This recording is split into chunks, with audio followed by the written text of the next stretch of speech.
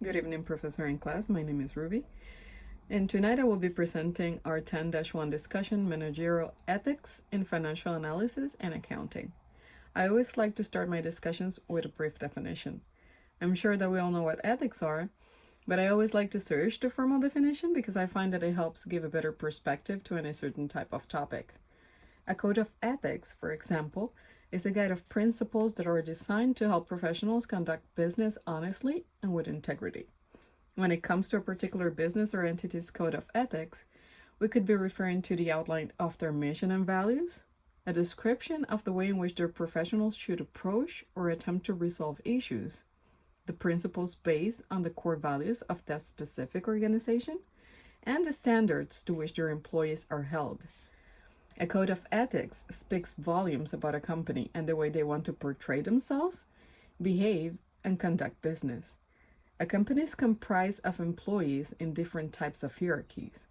So it is very important that they not only convey these ethical standards to their employees through training and resources, but that they also enforce those standards and make sure that they are met.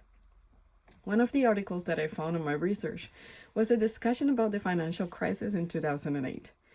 The article claimed that this financial crisis stemmed in large part from the unethical behavior and acts by those in the financial industry. It also said, and I quote, "Whether driven by greed or simple lack of knowledge and awareness of industry ethical standards, the outcome was the same. The financial face of the country and the world was changed forever."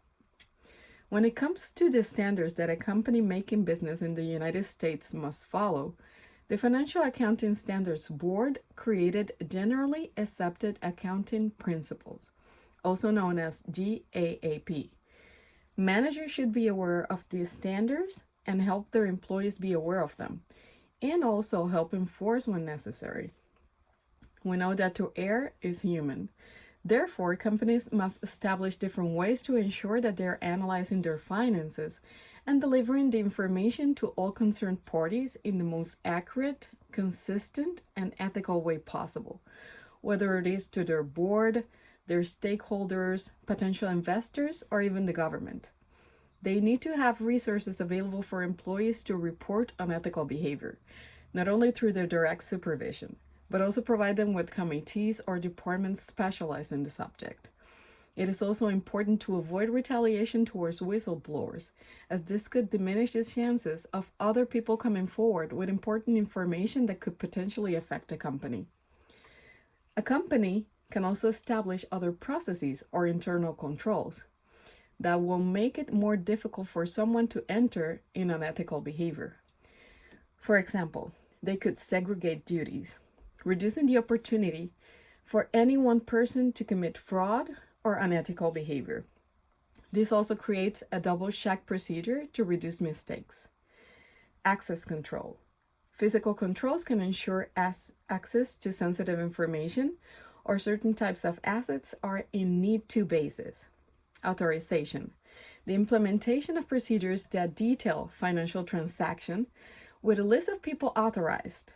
This could include other safety measures, such as limited number of transactions by any one person in particular, and a two-person or managerial authorization if said transaction exceeds a certain amount.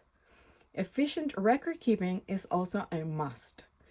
I currently work as a customer advocate for an elevator company, and although I'm not currently utilizing the knowledge that I've obtained in this and other courses through my MBA, there is always something that can be applied, such as leadership skills, strategies for the betterment of the company, entrepreneurial skills, and of course, ethics too. I know that this knowledge will also help me in the future as I continue to further my career, hopefully in a leadership position. I hope you enjoy this presentation. I will leave my reference information below, and I will look forward to seeing the presentations of the rest of my peers. Thank you.